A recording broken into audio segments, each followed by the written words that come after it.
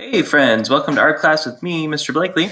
Today we are going to be starting a surrealism unit, and what you see on your screen right over here, this is the drawing we're going to be doing today. It is inspired by a painting by Salvador Dali. So one thing that he liked to do was make really weird, distorted stuff, part of surrealism, and he really liked these images of animals with long insect-like legs. You see them in a number of his paintings. One I'm going to show you here in just a second, but that's sort of the inspiration for what we are doing today. So, as in past weeks, we're going to be drawing it. When you guys are done, you're going to be coloring it, and then you're going to be submitting it to me, just as you have been. There's also some other options if you don't feel like you want to do the elephant, if you want to do a different animal. I'll sort of show you at the end maybe another example of what that might look like. Anyway, let me get this off the screen and I'll show you the actual painting that this comes from, that this is inspired by. All right, so this is the image, the painting upon which our lesson for today is based. It's called The Elephants. Salvador Dali painted this in 1948, kind of the height of surrealism. And you can see, even more than my example that you just saw, look at how long and like insect or spider-like these legs are. So yeah, you can see some of the same elements, red sky going into yellow, long legs, some of the sort of Persian influences or inspirations to this. So yeah, let's go ahead. I'm going to get this off the screen and let's get started with our drawing. All right, let's go ahead and start our drawing. So the first place that we are going to draw, or the first, I should say, thing we're going to draw, make sure that looks good. All right, is we are going to draw our elephant's eye. So make a eyeball like that. Give him a little pupil inside. Awesome. Next up, we are going to be drawing the head and the trunk. So I'm going to start here. We're going to go down from the forehead all the way to the tip of the trunk. Back up, down, and around back into our elephant's mouth. Awesome. And then we are going to stop right there. And we're going to draw his ear or her ear next. So start back up here by the top. Go over, up. Give it kind of a wavy line like that. Bring it back up into there. Awesome. Next up, let's go ahead and draw the elephant's body. So we'll start right about here.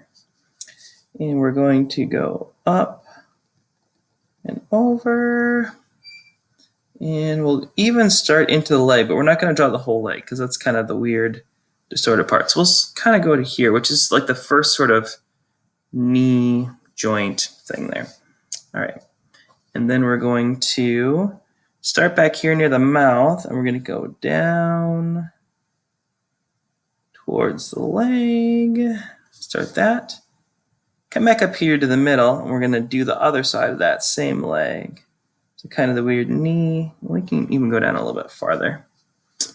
And let's do the front side of this back leg here. So we'll start about the same point. We're going to go down the other way and just a little bit past where we went before. Then let's do the elephant's belly like that. All right, so far, looks like an elephant, right? So here's where it's gonna get a little weird, right? We're gonna do those long insect-like legs that really extend down far. So I think I'm gonna start back on this one, and we're just gonna go down, down, down, down, down, down, down. To make them look more insectile, right? We're gonna have them kind of segmented or jointed. So we'll go down to about there. Come back up. We want them to be real narrow. We don't want these to look like they would probably actually support the weight of the elephant, because that'll help with the surreal attitude or surreal look that we're going for. All right, next is we're going to start here at the bottom of this, and we're going to go down, down, down, down, down, down, down, down, across, and back up. And one final segment down here, down, and back up. Now, if you even want to exaggerate these more, you absolutely can. This was just sort of my, this is my version of it, but I'm always okay with you guys kind of mixing it up a little bit. All right, let's do the same thing with this leg back here. Now you can see we started on a little bit of like a, what we're gonna do is we'll start there and we'll go out and then back in, because it's one of those weird, elephants' legs are jointed differently than ours. They have a kind of more like an animal leg. So we're going down, we'll get to about this point here, go across, back up, till we connect up with that.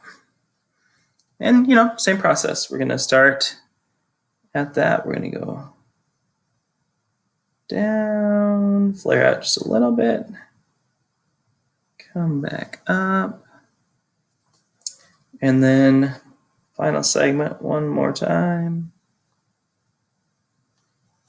Okay, so we're kind of getting there. Next thing we want to do is the back legs, right? Because this thing doesn't just have two legs. So start about right here. We're going to go out, flare out, down, come all the way back up until we meet up with that leg. Same thing as before.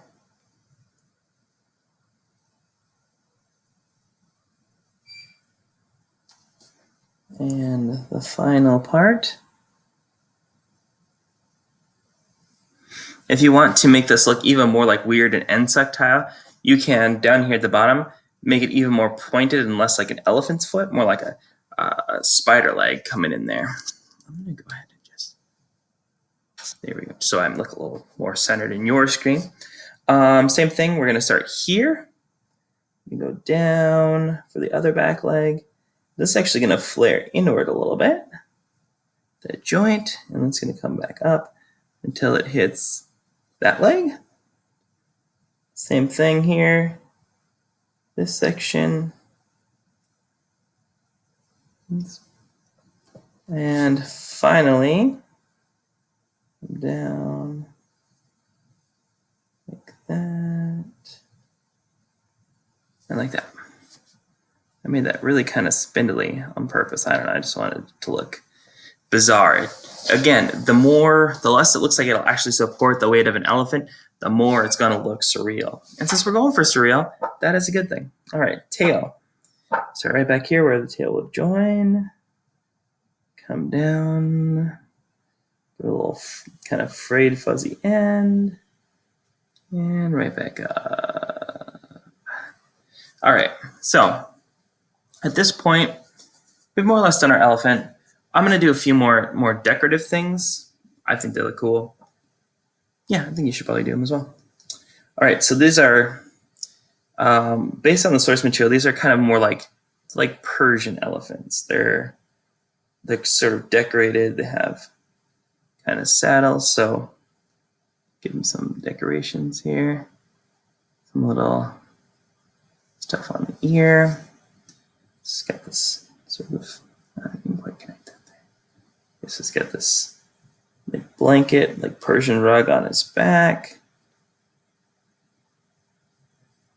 With just like some light decorations.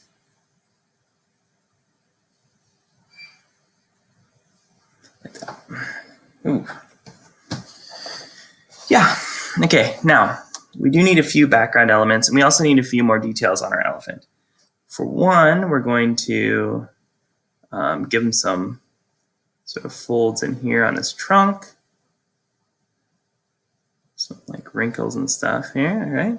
In terms of background elements, the original has kind of a sort of a it's like a desert landscape, so some kind of things like that come down. And this is going to continue all the way down to essentially our ground, our foreground. Okay, another line that comes through like that.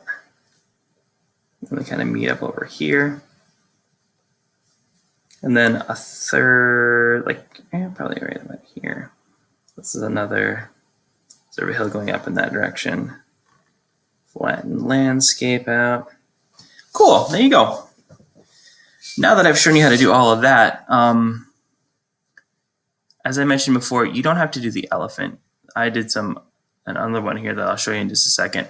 That's it's like a cat, right? If you prefer to do a cat, you can just, take an example there. Or none of them. You can do something else totally different.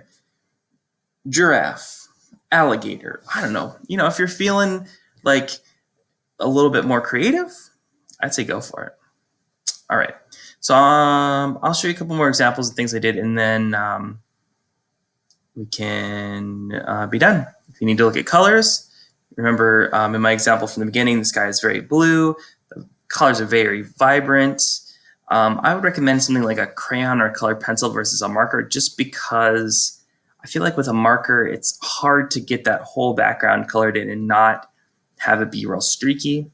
So if you have a colored pencil or a crayon or something else, I would probably recommend that. Or if you do a marker, maybe do one more like a broad tip guy like this. See that right there. All right, well, cool. I hope that you enjoyed this. I hope you like a little bit of surrealism, and I'll show those examples here. Hold on. All right, and there it is. There's a cat example. It's more of a cat, sort of leopard, almost lion-y. There's some sort of lion in the nose area. But anyway, I just include this to show you that you don't have to just do the elephant. You could do something else. You could even do multiple ones on the same page, depending on how busy you are, how much I'm going to put into this. But I always appreciate it. I love to see your guys' work. Okay, so yeah, hope that this was a good one for you guys, and I'll see you next week.